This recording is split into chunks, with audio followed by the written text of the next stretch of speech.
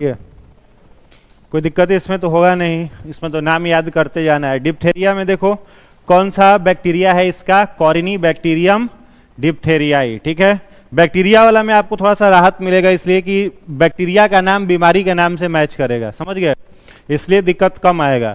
किसको प्रभावित करेगा, श्वसन मार्ग यानी रेस्पिरेटरी ट्रैक, नाक से लेकर के गला तक। प्रॉब्लम क्या आएगा, सोर थ्रोट यानी गले में खसखसाहट रहेगा, खांसी रहेगी, सांस लेने में दिक्कत होगा, ये सब लक्षण है, ठीक ना। आगे है प्लेग, तो प्लेग का बैक्टीरिया कौन सा है, येसमेनिया पेस्टिस, ठीक है, येसमेनिया पेस्टिस। इससे कौन सा डिजीज होगा, प्लेग। प्लेग को एक और नाम दिया गया है, एग्जाम में पूछा हुआ प्रश्न है, क्या कहा जाता है इसको, काली मौत कहा जाता है, समझ गए। काली मौत इसलिए कहा जाता है कि इस समय चूहों का संख्या बहुत अधिक बढ़ जाता है, ठीक है।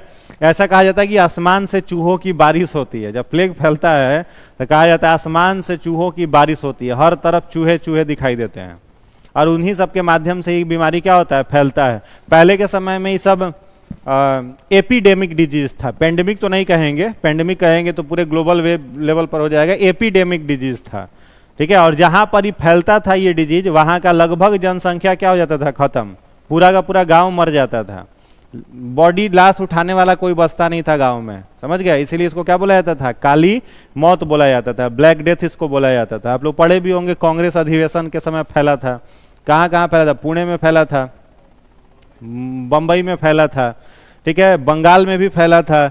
यह संक्रमित चूहों से फैलता है। इसमें डिजीज क्या होगा, डायरिया। डायरिया का मतलब कुछ भी खाओ तुरंत उल्टी हो जाएगा, डाइजेशन नहीं होगा, पेट में दर्द रहेगा, और आंखें कैसी हो जाएंगी, लाल हो जाएंगी, ये सब इसके लक्षण हैं, ठीक है। एक टीका का नाम यहाँ पर याद कर लो, यहाँ पर डिप्थेरिया से रिलेटेड है, टीका कौन सा है, डीपीटी वैक्सीन, ठीक है, डीपीटी वैक्सीन, नाम सुने हो इसका, डीपीटी वैक्सीन। तो डीपीटी वैक्सीन 3 बीमारी से बचाने का काम करता है। डी का मतलब क्या हो जाएगा, डिप्थेरिया, डी का मतलब डिप्थेरिया, पी का मतलब हो जाएगा परच्यूसिस, परच्यूसिस को हिंदी में क्या कहते हैं, काली खांसी, इसी को हुपिंग कफ भी कहा जाता है, काली खांसी। और तीसरा किससे यह बचाएगा, टेटनस, टेटनस। इन तीनों बीमारियों से बचाने का टीका कौन सा है, डीपीटी वैक्सीन, डिप्थेरिया, परच्यूसिस और टेटनस, डिप्थेरिया, परच्यूसिस और टेटनस।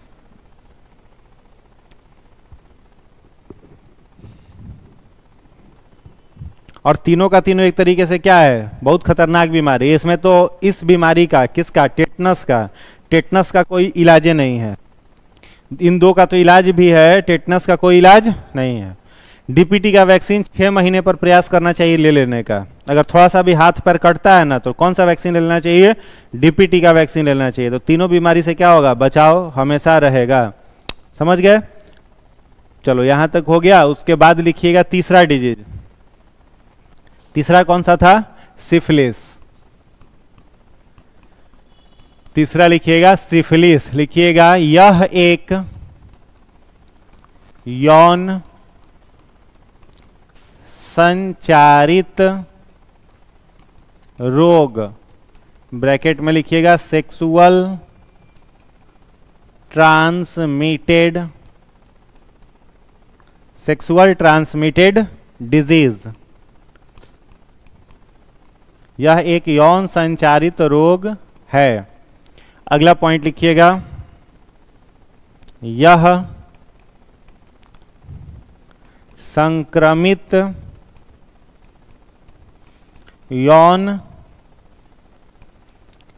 संचरण, इन्फेक्टेड सेक्सुअल इंटरकोर्स, संक्रमित यौन संचरण से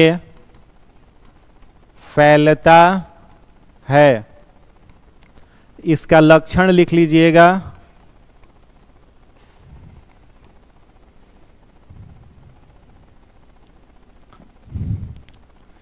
जननांगों के पास लाल खुजली वाले घाव का बनना। अगला पॉइंट लिखिएगा, यह ट्रिपोनीमा पैलिडियम, ट्रिपोनीमा पैलिडियम नामक बैक्टीरिया से होता है। कुछ इसी तरीके का एक डिजीज होता है गोनेरिया,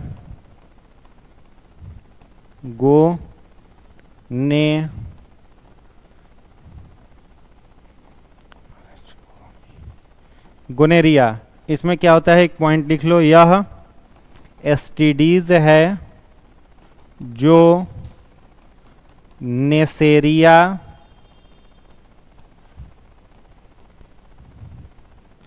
गोनेरियाई से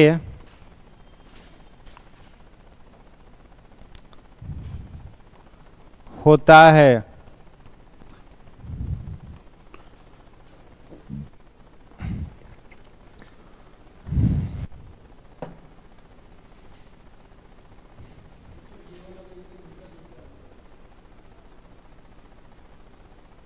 क्या बोलिए, कौन? हाँ,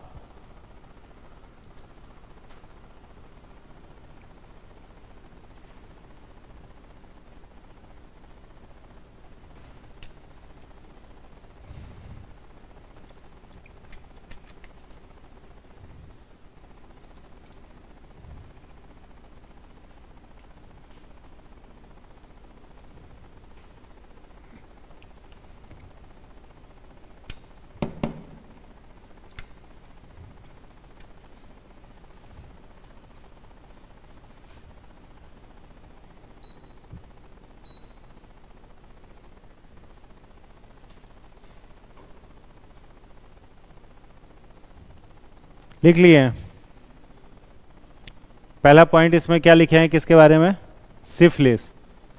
सिफिलिस में क्या है कि यह किससे होता है? सिफिलिस के बैक्टीरिया का नाम ट्रिपोनीमा, बैक्टीरिया कौन सा है बताओ? ट्रिपोनीमा पैलिडियम।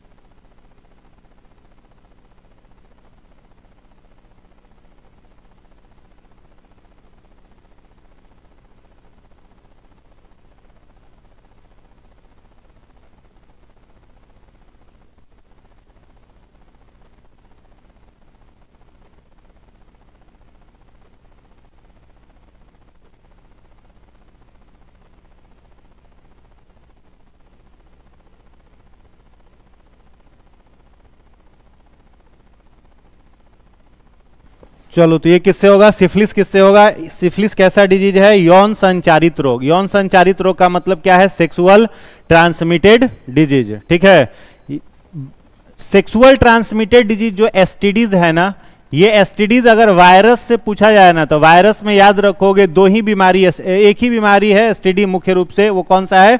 एड्स। और एड्स के साथ एक और है वायरस से जो होता है, हिपेटाइटिस। वायरस से होने वाला दो आप लोगों को हम लिखाए भी थे कि यौन संचारित रोग के अंतर्गत कौन कौन आता है? हिपेटाइटिस आता है और एड्स आता है, जो कि वायरस से होता है। समझ गए? और बाद बाकी जो डिजीज है बैक्टीरिया से, जो एसटीडी है, वो कौन कौन सा है? तो बैक्टीरिया से सिफिलिस है और गोनेरिया है। याद रहेगा। वायरस से होने वाला कौन कौन सा है? एड्स और हिपेटाइटिस। बैक्टीरिया से होने वाला सिफिलिस और गोनेरिया। सिफिलिस कौन से बैक्टीरिया से होगा? ट्रिपोनीमा पैलिडियम। इसके बैक्टीरिया का नाम हो जाएगा ट्रिपोनीमा पैलिडियम। यह कैसा डिजीज है? सेक्सुअल ट्रांसमिटेड डिजीज, मतलब ये कैसे फैलेगा, तो संक्रमित यौन संचरण के द्वारा, इन्फेक्टेड पर्सन के साथ सेक्सुअल इंटरकॉर्स से फैलेगा।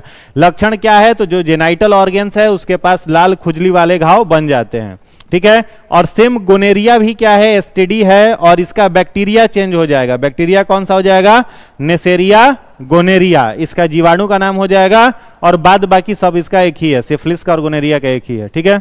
चलिए आगे लिखिएगा नेक्स्ट, पांचवा ट्यूबरकुलोसिस। ट्यूबरकुलोसिस, इसको आम बोलचाल की भाषा में टीबी कहा जाता है। लिखिएगा यह, इसमें लिखना यह माइकोबैक्टीरियम ट्यूबरकुलोसिस से,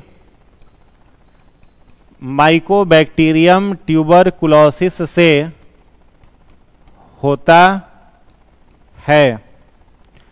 अगला पॉइंट लिखिएगा इसमें, यह हवा के संक्रमण द्वारा, यह हवा के संक्रमण द्वारा फैलता है, यानी एयरबॉर्न ड्रॉपलेट्स से फैलता है, एयरबॉर्न ड्रॉपलेट्स। इसका लक्षण लिख लीजिएगा, खांसी, सीने में दर्द इत्यादि। अगला पॉइंट लिखिएगा, इस रोग के उपचार में, इस रोग के उपचार में डॉट्स, ब्रैकेट में लिख लेना, ड्रग ओरिएंटेड ट्रीटमेंट, डॉट्स दवा का प्रयोग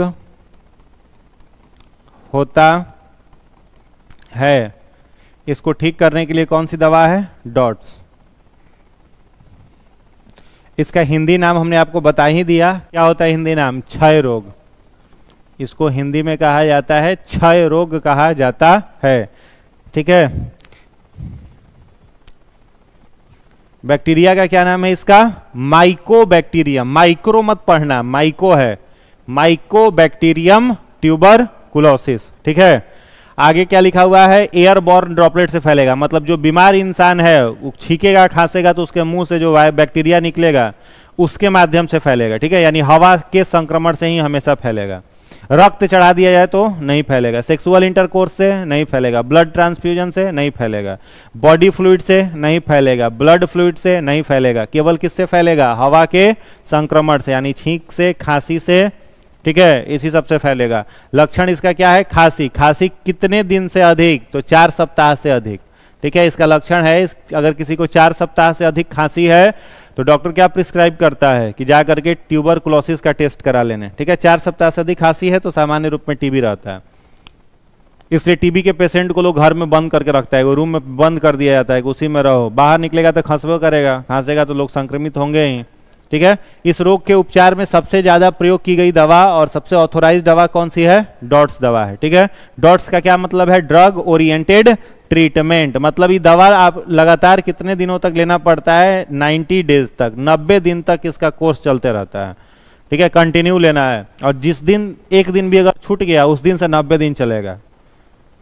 ठीक है। इतना खतरनाक मेडिसिन है कि 90 दिन लगातार खाना है, अगर बीच में कहीं ड्रॉप हो गया किसी भी दिन तो उस दिन से फिर से 90 दिन चलेगा, नहीं तो एक ही दिन में ही बैक्टीरिया फिर से, क्योंकि बैक्टीरिया में कौन सा रिप्रोडक्शन होता है, मल्टीपल, हाँ नहीं, 90 दिन फिर खाना होगा तब ठीक होगा, हाँ ठीक है, समझ गए। बैक्टीरिया में रिप्रोडक्शन कौन सा होता है, मल्टीपल फिजन की बाइनरी फिजन, बताए थे आप लोगों को, बोलो, मल्टीपल फिजन होता है, समझ गए। यानी 1 मिनट में वो क्या हो जाता है, डबल हो जाता है, 2 मिनट में 4 गुना, 3 मिनट में 8 गुना, चौथे मिनट में 16 गुना, इस तरीके से रेप्लिकेट करता है, समझ गया। तो एक भी दिन अगर छूटा तो पूरा का पूरा फिर से इन्फेक्शन उतना कर देगा, और 90 दिन में पूरा का पूरा ये क्या हो जाता है, खत्म हो जाता है। जैसे एंटीबायोटिक, बुखार हुआ आपको, तो बुखार हुआ तो डोलो के साथ डॉक्टर क्या कहता है कि एंटीबायोटिक खाओ, अब एंटीबायोटिक मान लीजिए आप कोई भी ले रहे हैं, एजिथ्रोमाइसिन ले रहे हैं या फिर कोई भी ले रहे हैं, तो उसमें देखिएगा कि फिक्स रहता है 3 गो टैबलेट रहेगा, वो तीनों टैबलेट खाना होगा, वो उसका क्या है, डोज है। उसी तरीके से 90 दिन का इसका क्या होता है, पूरा डोज होता है, उसके बाद ही ठीक होगा, और जिस दिन छूटेगा उस दिन से 90 दिन लेना पड़ता है। ठीक है, इससे पूछा जाए कि प्रभावित अंग कौन सा होगा, तो क्या कहोगे, क्या प्रभावित होगा, फेफड़ा। ठीक है, इससे क्या प्रभावित होगा, फेफड़ा प्रभावित होता है, लंग्स प्रभावित होता है। चलिए नेक्स्ट लिखिएगा, 5वां हो गया। छठा,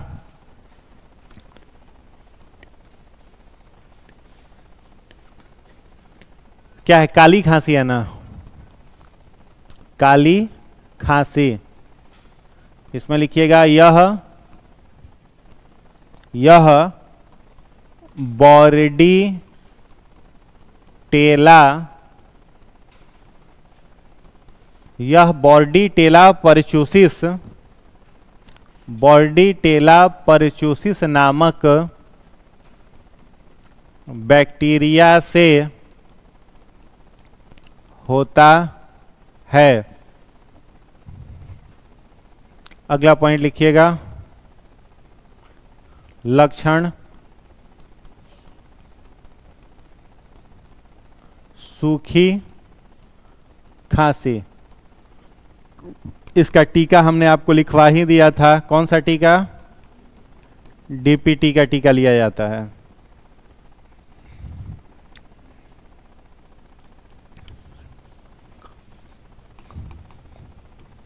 उसके बाद है लेप्रोसी। लेप्रोसी को कुष्ठ रोग भी कहते हैं। इसमें लिख लेना, यह माइकोबैक्टीरियम लैपेरी से होता है। इससे त्वचा तथा हड्डी प्रभावित, त्वचा तथा हड्डी प्रभावित होती है। त्वचा और हड्डी प्रभावित होगा। यह संक्रमित व्यक्ति के, संक्रमित व्यक्ति के छूने से फैलता है।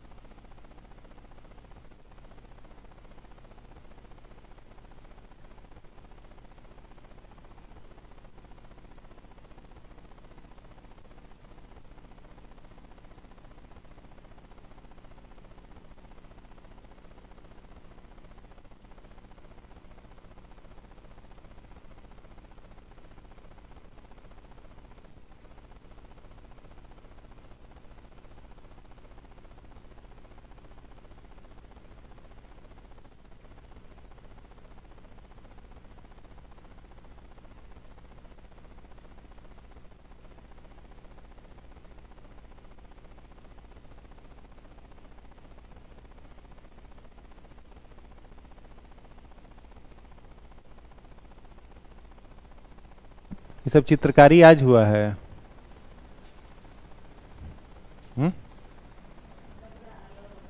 आज ही हुआ है। सुबह में हम क्लास लिए थे, सुबह में शायद नहीं था, हम पढ़ा के गए थे तो नहीं था।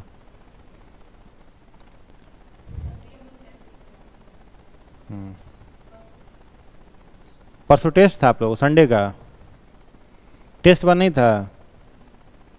घबरा गए हम, फोटो खींच के भेज देते कि 144 में सब टेस्ट दे रहा है। बड़ी पिटाते सब लोग।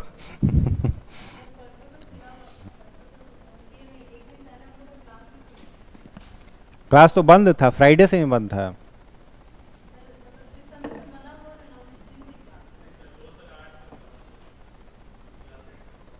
फिर करा दे बंद, मन है तो बोलो। कल से मानसून का एंट्री 19 तारीख से है, पटना में 19 को है। 19 कल ही है ना? हाँ हाँ, कल बारिश आने का संभावना है। ऐसे मौसम विभाग जो जानकारी देता है उसके 2 दिन बाद मानो बारिश होता है। तो 2 चीज़ का डेटा कभी जल्दी सही नहीं होता इन लोगों का। चलो हो गया। तो टाइफाइड में देखिए क्या लिखा हुआ है, इसको कौन सा ज्वर कहा जाता है? आंत का ज्वर, इंटेस्टाइनल फीवर। मतलब इससे प्रभावित क्या होगा? तो प्रभावित क्या होता है? आंत प्रभावित होता है, इंटेस्टाइन प्रभावित होता है, इसीलिए इसको कहा जाता है इंटेस्टाइनल फीवर, आंत का ज्वर। कौन से बैक्टीरिया से होगा? तो बैक्टीरिया का नाम है साल्मोनेला टाइफी। क्या नाम है? Salmonella typhi. बैक्टीरिया का इसका क्या हो गया? नाम हो गया। फैलता है किस चीज से? तो दूषित भोजन और पानी से। तो क्वेश्चन कई बार एग्जाम में आया है कि दूषित पानी से फैलने वाला, यानी वाटर बॉर्न डिजीज। तो वाटर बॉर्न डिजीज याद रखना है आपको। एगो तो हो गया कौन सा? टाइफाइड। और एगो डिजीज कौन सा? कॉलेरा। क्या हो गया? कॉलेरा। कॉलेरा, हाँ, हैजा। ये दोनों बीमारी जो होता है वो कैसा होता है? Water borne disease. दुइये को वाटर बॉर्न डिजीज है। कौन कौन सा? टाइफाइड और कॉलरा। ये दोनों एग्जाम में आया हुआ है। ऑप्शन में मान लो दोनों दे दिया तो किसको टिक करोगे? टाइफाइड को कि कॉलरा को? किसे टिक करोगे? कॉलरा को। किसे टिक करोगे? कॉलरा को। लेकिन साथ में दोनों देगा नहीं। अगर दे दिया तो टिक करना है किसको? कॉलरा को, क्योंकि कॉलरा केवल दूषित पानी से होता है, भोजन से नहीं होता है। और टाइफाइड जो होता है वो दूषित पानी से और दूषित भोजन से, दोनों से होता है। समझ में आया? तो याद रखना है टाइफाइड और कॉलरा ये दोनों दूषित पानी से फैलने वाली बीमारियां हैं, और दूषित भोजन से भी। मतलब भोजन अगर स्पॉइल्ड है, सड़ा हुआ भोजन है, 2-4-10 दिन का रखा हुआ है, उसको खा लिए, तो 2-4-10 दिन का तो भोजन करने का आप लोगों को आदत है ही। सुबह में नाश्ता में सड़ा हुआ खाना खाते हो, मैगी खाते हो, तो क्या खाना है? सड़ा हुआ है। उसके मैदा को कितने दिन तक सड़ा करके उसको क्या किया जाता है? तैयार किया जाता है? नहीं तैयार किया जाता है, कई दिन सड़ाया जाता है। तो क्या है? कॉन्टामिनेटेड फूड है। या फिर रोड पर अगर जा करके कुछ खा रहे हैं, अभी वो रिसर्च आया था, सबसे अधिक टाइफाइड जो फैल रहा था ना, गर्मी के सीजन में फैलता है ये सब। तो गर्मी के सीजन में भोजन जल्दी खराब होता है। तो एक रिसर्च था कि टाइफाइड सबसे अधिक किससे हो रहा था? तो गन्ना के जूस से। शुगर केन का जो जूस होता है गन्ना का, उससे टाइफाइड खूब फैल रहा था। कैसे फैल रहा था? तो देखिएगा, जहां गन्ना का जूस मिलते रहता है वहां पर मक्खी बहुत सारी भिनभिनाते रहती है। अब मक्खी कहाँ कहाँ से उठ करके आई है ये बताने का कोई जरूरत नहीं है, ठीक है। मक्खी का प्रिय स्थान कहाँ होता है? गंदगी पर होता है। सड़ा गला जहाँ पर जो चीज़ है वहीं पर। अब मान लो पूरा शरीर है, खूब परफ्यूम वर्फ्यूम मार करके तुम खड़े हो, अब पैर में कहीं घाव हो गया तो मक्खी तुम्हारे परफ्यूम वाले शरीर पर बैठेगी, घाव पर बैठेगी।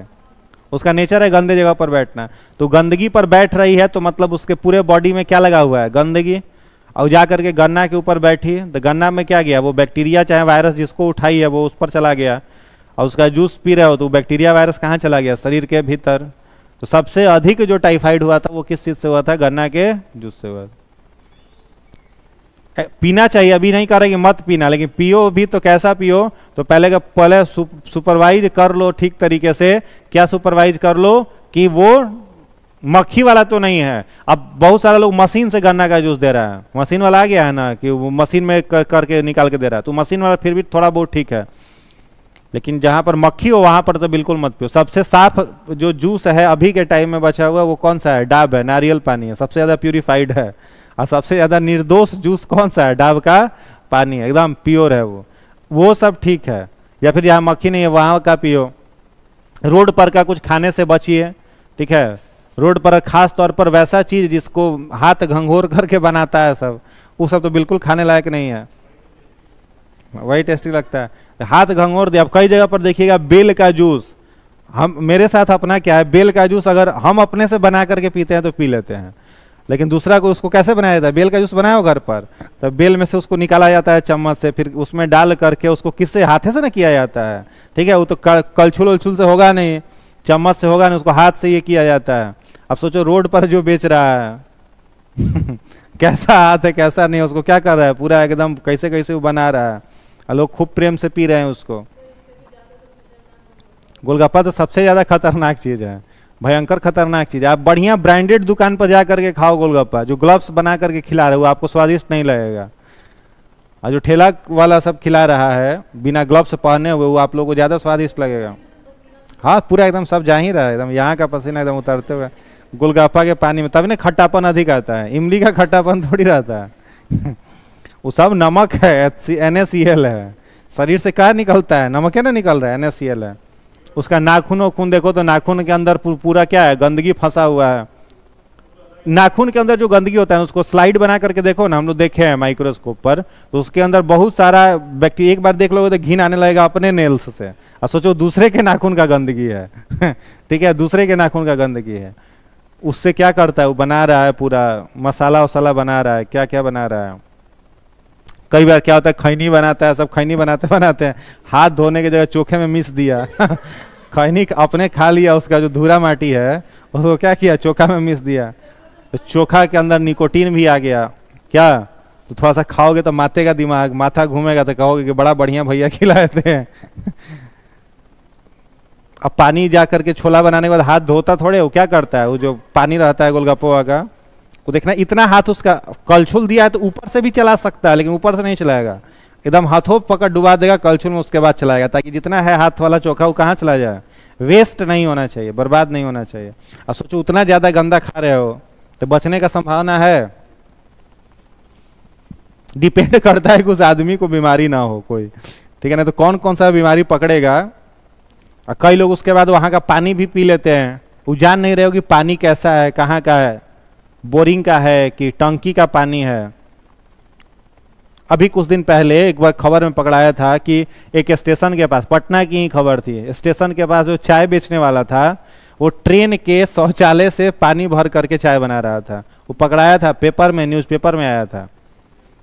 ट्रेन के शौचालय में से क्या निकाला, पानी निकाला, और उसको उस सब स्टोप लेकर के चलता है, जो ऐसे घूम घूम के नहीं बेच रहा है, और ट्रेन के पास शौचालय में से वो पानी निकाल कर उसमें चाय पत्ती चीनी नींबू डाल करके चाय बना रहा है, उसको लोग पी रहे हैं, और कितना गंदा पानी है वो सोच लो आप।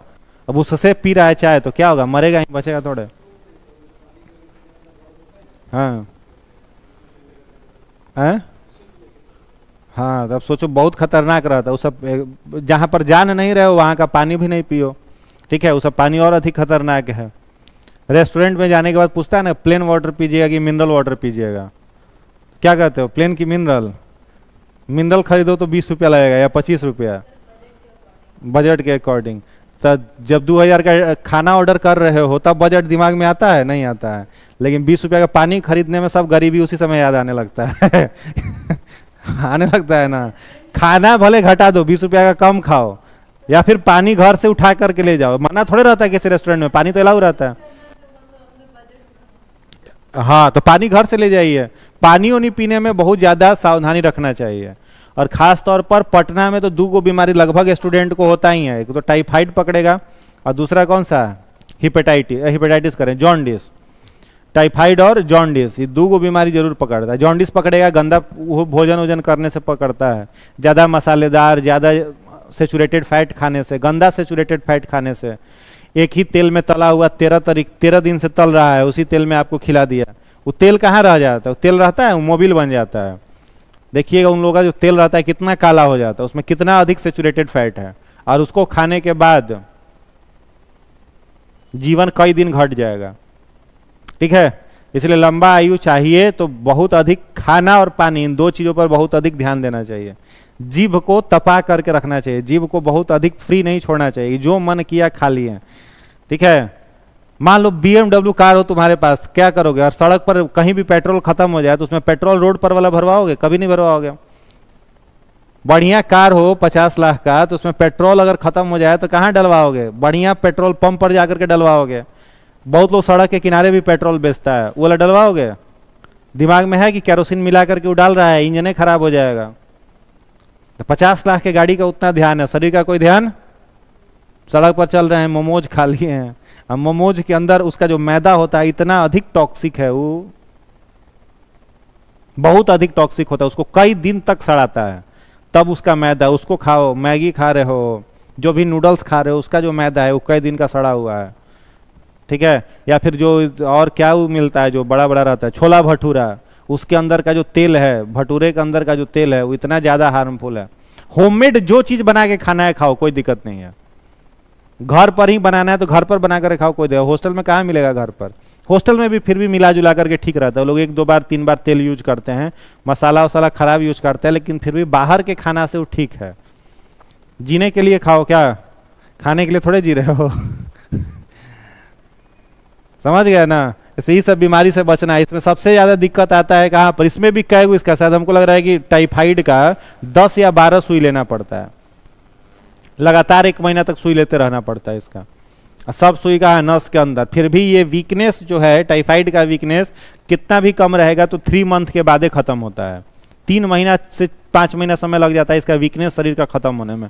आंत का, इंटेस्टाइन का पूरा फंक्शन जो होता है ये चौपट कर देता है, इंटेस्टाइन प्रॉपर काम ही नहीं करेगा, समझ गए? इसलिए इन सब बीमारियों से बच करके। चलिए नेक्स्ट डिजीज लिखिएगा, कौन सा है नेक्स्ट बताओ? टाइफाइड के बाद क्या था? टेटनेस। टाइफाइड का टेस्ट कौन सा है? विडाल। नेक्स्ट लिखिएगा टेटनेस, इसमें लिखिएगा यह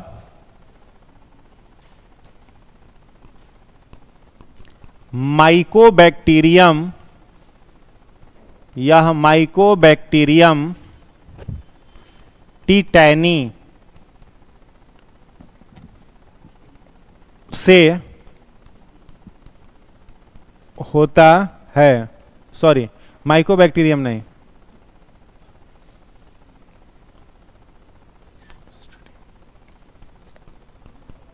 कोलेस्ट्रीडियम,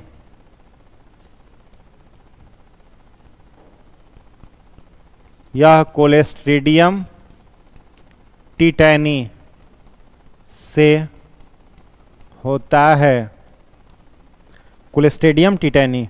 अगला पॉइंट लिखिएगा प्रभावित अंग, कोलेस्ट आर है ये, प्रभावित अंग में लिख लीजिएगा CNS, सेंट्रल नर्वस सिस्टम। अगला पॉइंट लिखिएगा और इसका लक्षण लिख लो, चाहे छोड़ लक्षण क्या लिखना है, प्रभावित अंग डायरेक्ट लिख लो CNS। इसका वैक्सीन लिख लेना, वैक्सीन कौन सा है? टेटनस का बताओ?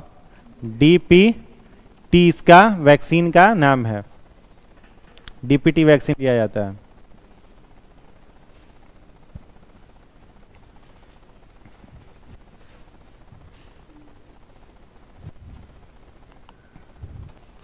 हो गया?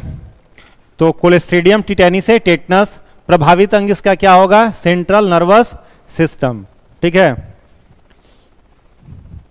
टेटनस में बेसिकली क्या होता है, इसमें लिख सकते हो एक और पॉइंट लिखिएगा, इसे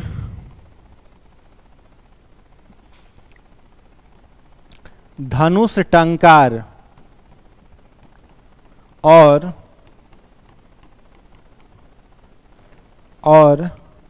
लॉक जॉ रोग कहते हैं। धनुष टंकार या लॉक जॉ डिजीज यानी बंद जबड़ा रोग कहते हैं, बंद जबड़ा रोग कहते हैं।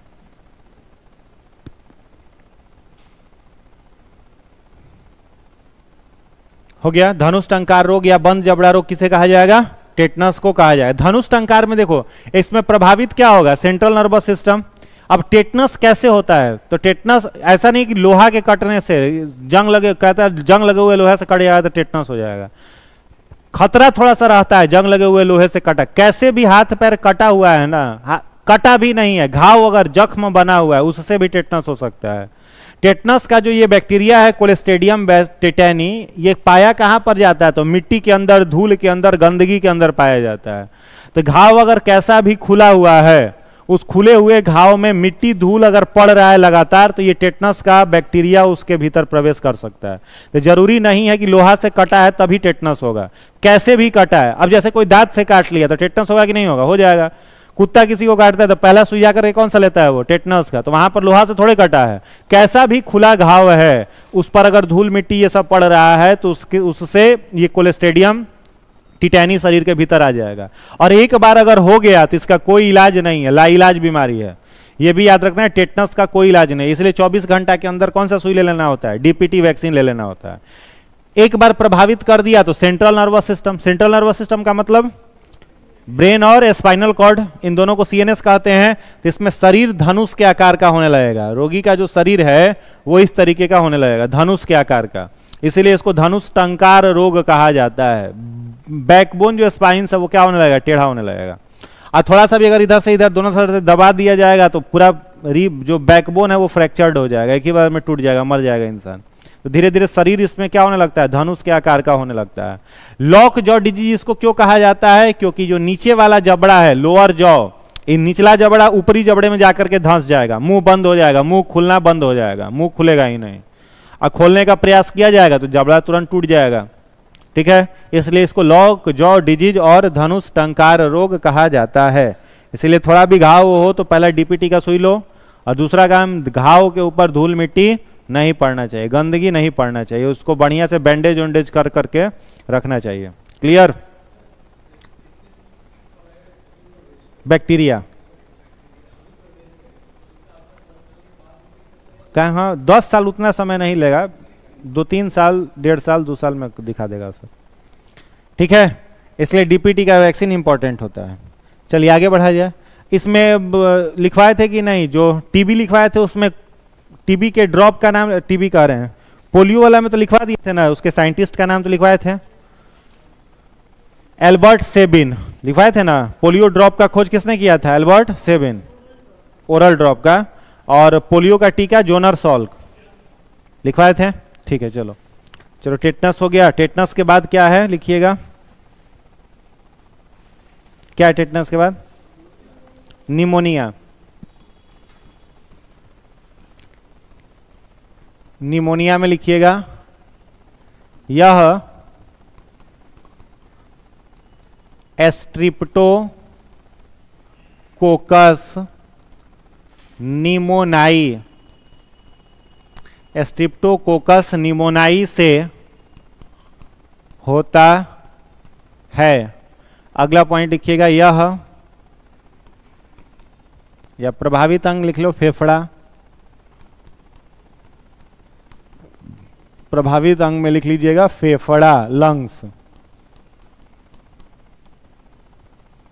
फेफड़ा, लंग्स। लक्षण क्या है इसका? सांस लेने में दिक्कत,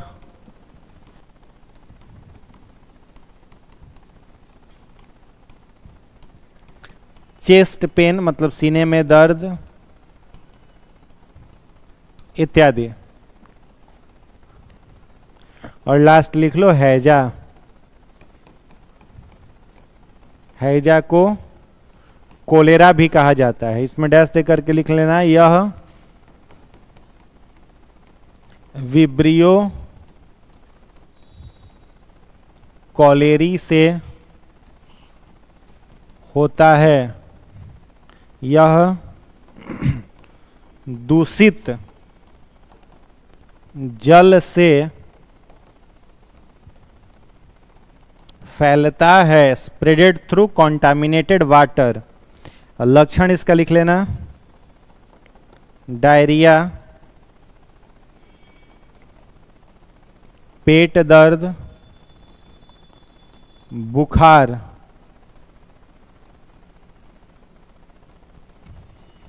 इत्यादि।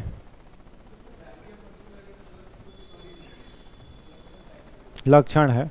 अब बीमारी भी कह ही सकते हो ना, बीमारी भी तो है ही एक तरीके से डायरिया, इसमें मुख्य रूप से क्या होगा, पूरा का पूरा जो इंटेस्टाइन है, पूरा का पूरा जो आंत है वो इन्फेक्टेड हो जाएगा, प्रभावित हो जाएगा। और इंटेस्टाइन अगर पूरा प्रभावित हुआ तो वो मेटिंग रुकेगी नहीं, लगातार उल्टी आते रहेगी। ठीक है, हाँ ज़्यादातर बच्चों में होता है, बड़ों में भी हो सकता है। पहले के समय जब इसका कोई इलाज नहीं था तो ये सब एक तरीके से लाइलाज बीमारी था। इसमें देखो निमोनिया में किससे होगा, स्ट्रिप्टोकोकस निमोनाई, मतलब ये बैक्टीरिया कैसा होगा, राउंड शेप होगा।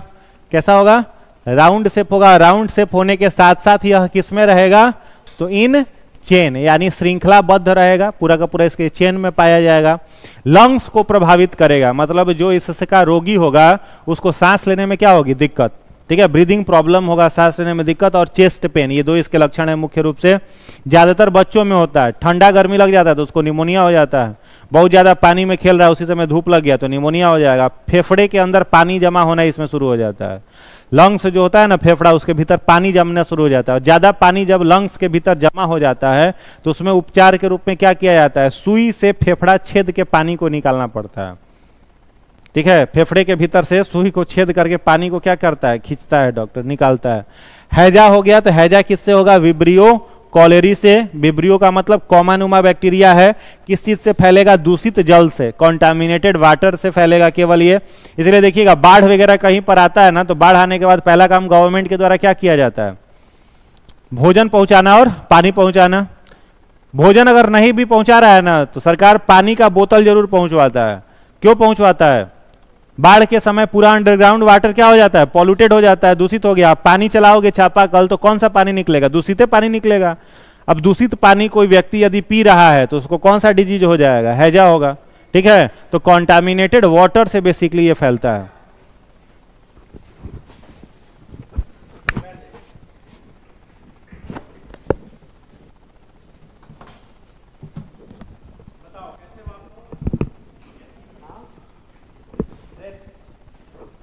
कैसी तैयारी चल रही है, रिजल्ट किसका किसका नहीं होने वाला है बता दो।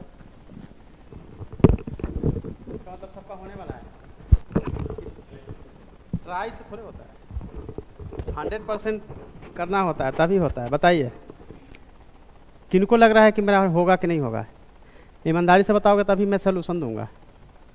सबको लग रहा है कि हो जाएगा, आपको लग रहा है कि नहीं होगा, आपको होगा या नहीं होगा बोला, और आप होगा या नहीं होगा।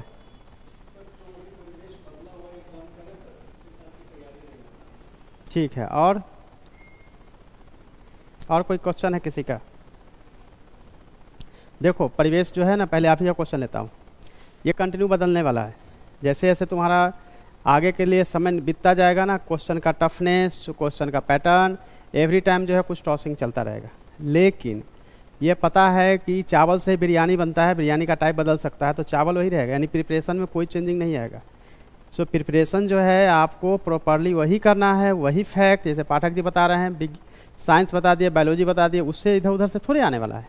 आना उसी में से है, हेड टेल चेंज होते रहता है। और माहौल का अगर जहाँ तक बात करते हैं, किस तरह का माहौल की बात करते हैं जो चेंज हो रहा है जिससे कि ऐसा लग रहा है।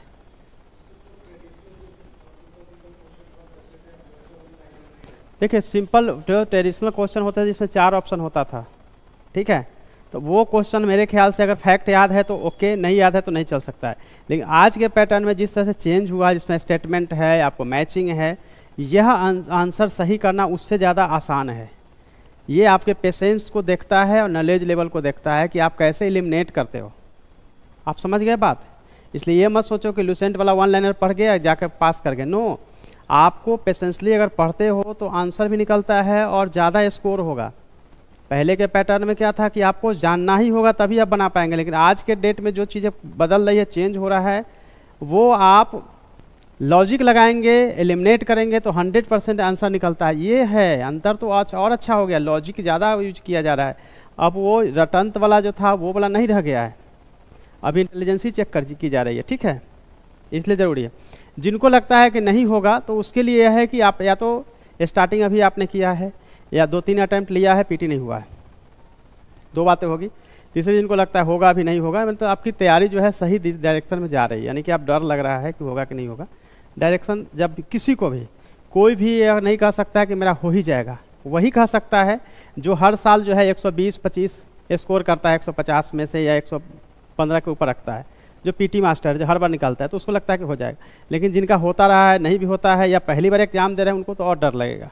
ठीक है, बट अभी जो है प्रिपरेशन का लेवल आपको ऐसे रखना है कि जो भी चीज़ पढ़े उसको बेहतर और अच्छे से करे। जो अच्छी किताब है, जो स्टैंडर्ड बुक्स है, अगर उसको फॉलो करते हैं और उसमें से 50% भी याद रहता है, आपका रिजल्ट हो जाएगा। ओनली 50% भी आप कम से कम अपने पास रखें। क्यों? क्योंकि 50% से ही आपका हो जाएगा नहीं, 50% जो है आपको एलिमिनेट करेगा दूसरे क्वेश्चन को सही कराने में। जैसे ही साइंस हो, ज्योग्राफी हो, हिस्ट्री, कोई भी सब्जेक्ट हो, 50% अगर जानकारी है तो ऑटोमेटिक आंसर निकलता है। ठीक है, आपका मेरा वीडियो 6 महीने पहले एक मैंने अपलोड किया था एलिमिनेशन मेथड पे। ऐसे एलिमिनेशन मेथड उसमें मैंने 4-5 की चर्चा की थी, जिसमें से एक ऐसे एलिमिनेशन मेथड थे जिसमें कुछ भी नहीं आता है और मैचिंग वाला था, तो कैसे आंसर निकालेंगे बिना पढ़े हुए। आप कोई भी ऐसे मैचिंग वाला लेके आइएगा जिसमें कि ऊपर कुछ पढ़ना नहीं है, मुझे पता नहीं है, फिर ब्लैंक से आंसर कैसे निकलता है, वो आप एक बार मेरे चैनल पे जाकर देख लीजिएगा वीडियो। ठीक है, वहाँ से आपको पता चलेगा। मैं अभी 2-3 दिन हूँ, कल भी ज़रूरत होगा तो फिर हम क्लास में आएंगे। अभी हम बीच में आपको ब्रेक कर दिए पाठक जी, आप कंटिन्यू करिए। थैंक यू, मैं आता हूँ फिर। ठीक है, आपके मन में कोई क्वेश्चन दुविधा होगा तो मेरे टेलीग्राम चैनल को आप फॉलो करते हैं।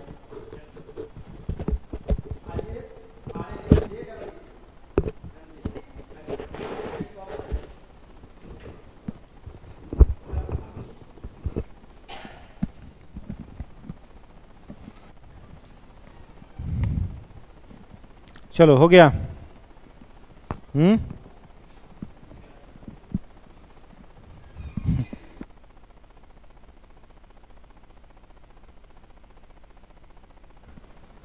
देखो क्वेश्चन का लेवल जो बढ़ रहा है ना, उसके लिए सबसे बेसिक तरीका हम बता रहे हैं कि बिहार के क्वेश्चन बैंक को छोड़ करके यूपी पीसीएस का क्वेश्चन बैंक बनाना शुरू करो।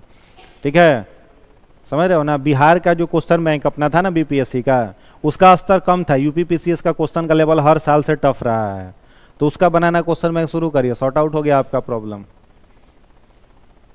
ठीक है, और अभी भी आपके पास कितना टाइम है? तो 115 दिन के आसपास है ना जी। अभी लगभग आपके पास 115 दिन है। बहुत होता है, कम थोड़ी होता है।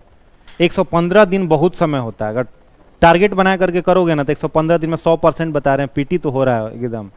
अब पीटी हो जाएगा तो कॉन्फिडेंस इतना रहेगा कि बैठ करके मेंस में 10 घंटा लिखने का हिम्मत कब आएगा? जब पीटी दे करके निकलो और श्योर हो कि पीटी हो रहा है, तब 10 घंटा लिखने में मन लगेगा।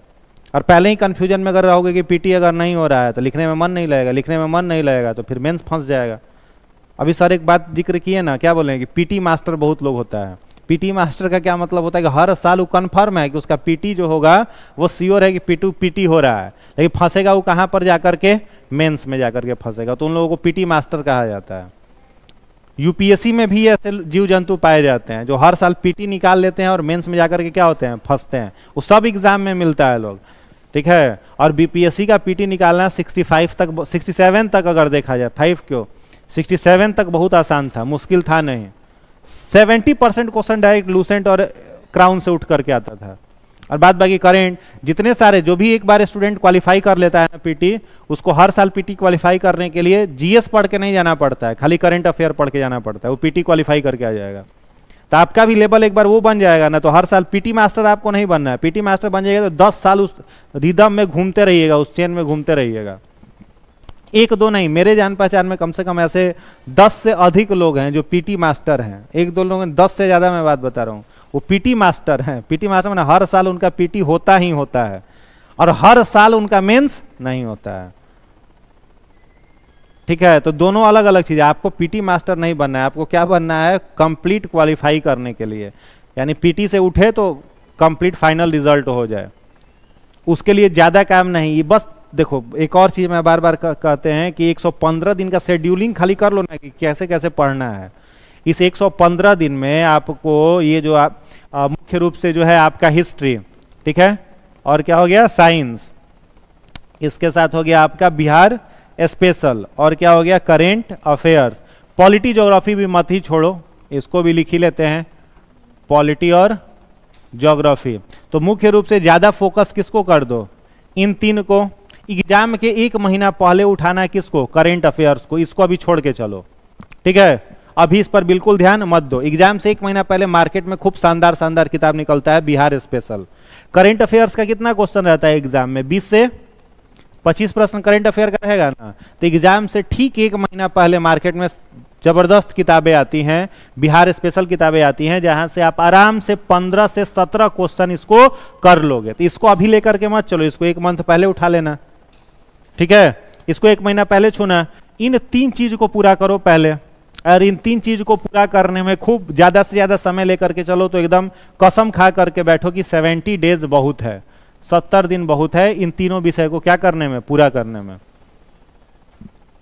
समझ में आ रहा है?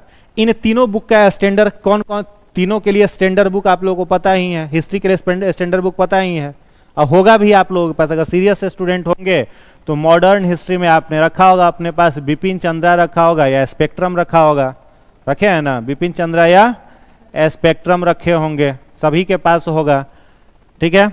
मेडाइवल हिस्ट्री के लिए आपने अपने पास क्या रखा है बताओ? हाँ, इसके लिए कुछ नहीं रखे हो? 11-12 का है, ठीक है? एनसीईआरटी है तो ठीक, एनसीईआरटी के लिए टाइम नहीं है तो सतीश चंद्रा की किताब आती है, ठीक है? सेम है, नहीं एक अलग आता है, रेफरेंस बुक अलग आता है सतीश चंद्रा का।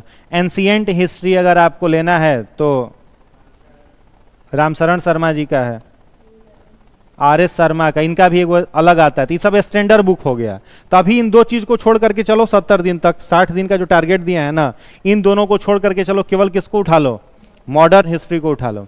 और मॉडर्न हिस्ट्री ये तो जरूर पढ़ना, इसके पहले, इसको उठाने से पहले ना, जो चैप्टर मान लो मॉडर्न हिस्ट्री से पढ़ रहे हो, भारत में यूरोपियों का आगमन, तो मॉडर्न हिस्ट्री में वो चैप्टर पढ़ने से पहले क्या करना, सेम वही चैप्टर लूसेंट से या फिर क्राउन से, ज्यादा हम प्रीफर कर रहे हैं आपको क्राउन, ठीक है? क्राउन से पहले भारत में यूरोपीय का आगमन पढ़ लो, उसके बाद स्पेक्ट्रम से भारत में यूरोपीय का आगमन पढ़ लो, फिर अगला चैप्टर पहले क्राउन से पढ़ो, फिर किससे पढ़ लो? स्पेक्ट्रम से। दोनों बुक पढ़ना है। ये पहले पढ़ लोगे ना तो ये पढ़ोगे तो मजा आएगा, ये पढ़ोगे तो फैक्ट दिमाग में रहेगा, अरे तो आता है आता है आता है, और ये याद होता चला जाएगा। इसको छोड़ करके नहीं जाना, एकदम गारंटी तुमको दे रहे। 69 में सब लोग कहा पेपर टफ हुआ था, आप जा करके मिला लीजिएगा, लूसेंट और क्राउन से 45 क्वेश्चन डायरेक्ट आया हुआ था, 45 क्वेश्चन। 68 में जाकर के मिला लेना, 65 क्वेश्चन जो है आपका डायरेक्ट आया हुआ था लूसेंट और क्राउन से। तो कौन कह रहा है कि पैटर्न बदल गया है? इसको कहा जाता है 5वां वेद है ही। क्राउन और लूसेंट क्या है? 5वां वेद है। 4 गो वेद का नाम याद है ना? कौन कौन सा? ऋग्वेद, सामवेद, अथर्ववेद और यजुर्वेद। 5वां वेद कौन है? क्राउन और लूसेंट। हर साल जब अंधकार छाएगा तो यही बाहर निकालेगा, प्रकाश यही दिखाता है। तो ये हल्का में इसको लेकर के मत चलिए, इसको पढ़िए फिर। और ये जब रखोगे ना, सब सब्जेक्ट में तुम्हारा काम आएगा। साइंस में जैसे जो हम लोग आज डिजीज पढ़ रहे हैं, तो डिजीज तुमको पढ़ना है, तो साइंस के लिए तो खाली यही पढ़ लेना, इसके अलावा कुछ मत पढ़ना, ठीक है? साइंस के लिए ये पढ़ लेना, इसके अलावा कुछ नहीं पढ़ना है। इसके बाद क्वेश्चन बैंक जो हम आप लोगों से जिक्र किए थे, वो क्वेश्चन बैंक लेकर के बनाइए, अगर खरीद लिए हैं तो। IAS PCS previous year solved paper, मोटा किताब है, ठीक है? क्या बताया था हमने? IAS PCS chapter wise previous year solved paper आता है, ठीक है? चैप्टर वाइज, एक और इसमें लिखा होगा टॉपिक वाइज, चैप्टर वाइज और topic wise previous year solved paper. कितने साल का रहेगा? 29 साल का रहेगा। नहीं, एक ही में सब रहेगा, एक ही में मोटा किताब, इतना मोटा किताब, एक ही में सब रहेगा। 29 साल का उसमें क्वेश्चन बैंक, एकदम अप टू डेट वाला 2023 वाला ले लीजिए, हैं? हाँ, अरिहंत का ही ले लीजिए, ठीक है? अरिहंत का 700-800 के 600-700 का मिलेगा, इसको ले लीजिए। अब पूरा एकदम चैप्टर वहां से पढ़ो, क्वेश्चन यहां से बनाओ, चैप्टर वहां से पढ़ो, क्वेश्चन यहां से बनाओ, और इसका प्लानिंग कर लो। अब नहीं अब उसको नहीं, अब यहाँ इसको बनाओ। कहीं सा जैसे बदलाव हुआ तो बदलाव अपने में भी लाओ थोड़ा सा। और 120 दिन में ये जो सब्जेक्ट है ना, ये 3 सब्जेक्ट है, इसको 70 दिन हम दिए है ना, 70 दिन में एक बार नहीं, एकदम कंफर्म होना है कि 10 नंबर कटअप से अधिक लाना है, तो इन सारे सब्जेक्ट्स को 2 बार खत्म कर दो। इन 3 सब्जेक्ट को, modern history, science, Bihar special को 2 बार खत्म कर दो, ठीक है? बिहार स्पेशल के लिए कौन सा बुक बनाते हो? कौन सा बुक पढ़ रहे हो? हाँ, बुक का नाम बताओ, राइटर के नाम अच्छा, ये केवी सिनैनो का है ना? हाँ, समग्र बिहार, ठीक है, अच्छी किताब है, बनाइए उसको, उससे पूरा पढ़ लीजिए। समग्र बिहार आता है, केबीसी नैनो का बहुत अच्छा किताब है, उसको बनाइए पूरा, ठीक है। एकदम प्लानिंग करके इसको पढ़ो, देखो मजा आ जाएगा। इसको 1 महीना पहले पढ़ना, ये जो है 1 महीना पहले पढ़ना। पॉलिटी के लिए आपको क्लास में जो टीचर का नोट्स है उसको पढ़ लेना, बात खत्म। लक्ष्मीकांत उठाओगे परेशान हो जाओगे। हाँ, लूसेंट पढ़ो, फिर यहाँ से बनाना होगा। लूसेंट पढ़ने के बाद ये बनाना होगा आपको साइंस के लिए। नहीं, केवल जो एक ही में है वही पढ़िए, वही पढ़िए, फिर यहाँ से लेकिन बना लीजिएगा। खाली उसको पढ़ के छोड़ दीजिएगा, लटक जाइएगा। उसको पढ़ने के बाद ये बनाना पड़ेगा। इसमें जितना चैप्टर दिया हुआ है साइंस का, जितने आईएएस में पिछले साल साइंस में पूछे हैं 29 साल में, जितना यूपी पीसीएस पूछा है, जितना उत्तराखंड पीसीएस पूछा है, बना जाइए। गारंटी दे रहे हैं रिजल्ट नहीं फंसेगा, ठीक है। होगा या नहीं होगा, दोनों तनाव अगर आ रहा है तो दोनों तनाव क्या हो जाएगा, एक साथ गायब। बुझाया? हाँ, तो प्लानिंग करके पढ़ोगे तब ना। ये नहीं कि आज हिस्ट्री पढ़ रहे हैं, कल भूगोल पढ़ रहे हैं, कल साइंस उठा लेंगे, कल करंट अफेयर पढ़ लेंगे, परसों अखबार पढ़ लेंगे। इस तरीके से इरेगुलर तैयारी करोगे तब तो हमेशा कॉन्फिडेंस नहीं आएगा। और एक बार में फिक्स करो कि पढ़ने का जो रूटीन है ना तुम्हारा, उसको फिक्स करके रखो। जैसे लाइब्रेरी में जाकर के पढ़ते हो तो लाइब्रेरी का अपना 2 स्लॉट ले लो। अब 1 स्लॉट से काम थोड़े, मेहनत कितना दिन करना है, 115 ही दिन करना है ना, तो 2 स्लॉट लाइब्रेरी का ले लो, 10 घंटा वाला, ठीक है। एकदम सुबह सुबह नाश्ता वास्ता करके एकदम हार्ड एंड फास्ट 6 बजे भाग जाओ लाइब्रेरी, या 6 बजे नहीं भागना है, 12:30 तक। और डब्बा में टिफिन में कुछ खाने पीने का सामान ले करके जाना, ठीक है। टिफिन जो रखते हो ना उसमें कुछ खाने पीने का, अभी नहीं कि भात दाल उसमें धा करके ले जा रहे हो, हल्का फुल्का कुछ चीज़, कुछ ड्राई फ्रूट्स रख लिए, कुछ भुजा वाला आइटम रख लिए, कुछ मिक्सचर रख लिए, बिस्किट रख लिए, कुछ भी जो, या फिर रोटी भुजिया रख लिए, जो आपको सुविधा हो उसको लेकर के जाइए। 7:30 से लेकर के 12:30 तक लाइब्रेरी में। 12:30 में अपने हॉस्टल रूम पर आइए, नाश्ता वास्ता करिए, 2 घंटा सूझ जाइए, 1-1.5 घंटा टाइम मिलेगा ना, 1-1.5 घंटा सो जाइए, फिर 3:30 में क्लास में आइए। यहाँ से 7 बजे जाओगे तो फिर 7 बजे से लेकर के 8 बजे से पढ़ाई शुरू कर दो। अब वैसे करोगे तो देखो तीनों सब्जेक्ट आप खूब अच्छे से पूरा कर लोगे, कोई दिक्कत नहीं आएगा। समझ में आया? तो इसको एकदम स्ट्रिक्टली करना होगा, एकदम हार्ड एंड फास्ट, कसम खा करके 115 दिन का प्लानिंग करिए। बुझा गया? कोई दिक्कत होगा तो हम लोग हैं, कंसल्ट कर। जहां कहीं भी देखो शेड्यूलिंग में दिक्कत आ रहा है, शेड्यूलिंग में दिक्कत आ रहा है, वहीं पर टीचर आपका हेल्प करेगा। टीचर का पढ़ाया, देखो एक और चीज कंठस्थ कर लो, रिजल्ट जो होता है ना वो सेल्फ स्टडी स्टूडेंट का होता है। हम टीचर होने के बाद भी बहुत कड़वा चीज बोल रहे हैं, कुछ लोगों को डाइजेस्ट नहीं होता है, टीचर लोगों को भी। रिजल्ट आपका जो होगा ना वो सेल्फ स्टडी से होता है। जितने सारे 1 to 10 रैंकर होते हैं ना, जो टॉप रैंकर होते हैं, उनका रिजल्ट कैसे होता है? वो क्लासरूम प्रोग्राम के स्टूडेंट नहीं होते, वो क्लास कर लिया, 2 साल 1 साल सेल्फ स्टडी किया, उसके बाद वो टॉपर लिस्ट में आता है। तो आप भी उसी तरीके से करोगे तभी टॉपर लिस्ट में जाओगे, उसके पहले टॉपर लिस्ट में जाना मुश्किल है। समझ लिए? टीचर केवल क्या काम करेगा, बता देगा कि ये ऐसे ऐसे करो, ठीक है, और पढ़ाया हुआ नहीं, खुद से जो पढ़ोगे वो काम आएगा। समझ गए? एक बार शंकर भगवान थे और पार्वती जी थी, ठीक है, भोलेनाथ थे और पार्वती जी थी, दोनों आकाश मार्ग से यात्रा कर रहे थे। उन लोगों को गाड़ी व्हीकल थोड़ी चाहिए, सीधे आकाश मार्ग से दोनों क्या कर रहे थे, अपने यात्रा में निकले हुए थे। तो पार्वती माता को दिखाई दिया एक गरीब व्यक्ति, बहुत ज्यादा वो क्या था, गरीब था, फटेहाल स्थिति में था, भिखारी की अवस्था में था। पार्वती माँ को उस पर दया आ गया। भोले बाबा से वो क्या बोली कि इसका गरीबी क्या कर दीजिए, हटा दीजिए, इसका गरीबी दूर कर दीजिए। तो भोले बाबा कहे कि नहीं, अभी इसका गरीबी दूर नहीं कर सकते हैं, इसका पिछला जन्म का कुछ हिसाब किताब ठीक नहीं है, अभी इसको कुछ वर्ष और गरीब रहना पड़ेगा। पार्वती माँ बोली कि गरीब कैसे रहना पड़ेगा, जब हमारा नजर आपका नजर इस पर पड़ गया तो इसका सब कर्म हम लोग बदल सकते हैं, ठीक कर दीजिए, इसको दे दीजिए पैसा रुपया। अब जिद जो होता है वो पत्नी का जिद बड़ा खतरनाक होता है ठीक है, वो ऐसा खतरनाक है जिद की भोले बाबा से कि भोले बाबा बेचारे परेशान हो गए कि कैसे इसका जिद पूरा करें, इनका जिद कैसे पूरा किया जाए।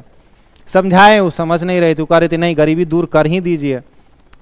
भोले बाबा कहे ठीक है, कुछ दिमाग लगाते हैं। तो शंकर भगवान क्या किए, वो जिस रास्ते से जो गरीब था वो जा रहा था, जिस रास्ते से, उसके रास्ते में आगे धन का पूरा सोना चांदी का पोटली गिरा दिए।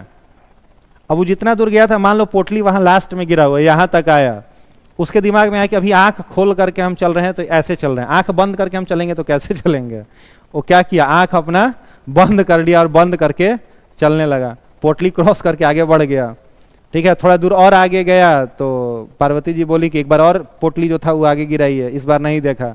बोले बाबा कितना बार भी गिरा दे कोई असर इसको होने वाला नहीं है। अच्छा कोई नहीं, आप पोटली आगे गिराई है, पोटली दोबारा वो भोले बाबा आगे गिरा दिए। अब वहां तक फिर आंख खोल के थोड़े दूर चला, पोटली जब आया फिर अपना आंख बंद कर लिया, फिर वहां से थोड़े दूर आंख बंद करके गया। 3-4 बार यही क्रम होते रहा, वो आंख बंद करके आगे बढ़ते रहा। तो भोले बाबा क्या बोले, हम रास्ता दिखा सकते हैं लेकिन पिछला जन्म का जो हिसाब किताब है वो काटना तो आप ही को है। तो ठीक वैसे ही बता दिया जाता है, आंख बंद करके बढ़ोगे आगे, ठीक है, अपना बुद्धि लगाओगे। कई लोगों को लॉज में हॉस्टल में बड़े भैया और बड़ी दीदी लोग होती हैं, वो लोग अपना बताता है कि 5 साल से हम तैयारी कर रहे हैं, मेरा नहीं हुआ। तुम 2 साल से कर रही हो, तुम्हारा कैसे हो जाएगा? तो भैया दीदी पर शोध करना चाहिए, रिसर्च कि आप 5 साल कर क्या रही थी, आपका नहीं हुआ। कई लोग गर्व से बताता है हम सुपर सीनियर हैं, चांदी पर का बाल झड़ जाता है उन लोगों का, वो लोग क्या कहता है हम सुपर सीनियर है, मेरा नहीं हुआ। तो सुपर सीनियर बन कैसे गई? तो रिसर्च का विषय है। इतना बड़ा टफ एग्जाम थोड़ी है कि सुपर सीनियर का हो ही नहीं रहा है। तो बहुत तनाव नहीं लेना, जितना बता दिया गया ना इसको एकदम हार्ड एंड फास्ट तरीके से फॉलो करिए, ब्लाइंड ट्रस्ट करके फॉलो करिए, किसी का फिर सुनिए मत। एक बार जैसे बता रहे हैं ना उसको फॉलो करिए, और जहां दिक्कत आएगा मिल के पूछते रहिए, ठीक है। एकदम बता रहे 115 दिन में होगा रिजल्ट तो होगा। अब पीटी में 10 नंबर कट ऑफ से अधिक लेकर के आओगे, ठीक है। बस ये वाला जो रूटीन बता रहे हैं, 5 से 6 घंटा लाइब्रेरी या रूम पर भी पढ़ सकते हो, तो लाइब्रेरी में जाने का कोई जरूरत नहीं है, ठीक है। इतना देर रूम पर करो, इतना देर यहां पर करो, हो जाएगा, ठीक है। 5 मिनट में फिर शुरू करते हैं केमिस्ट्री।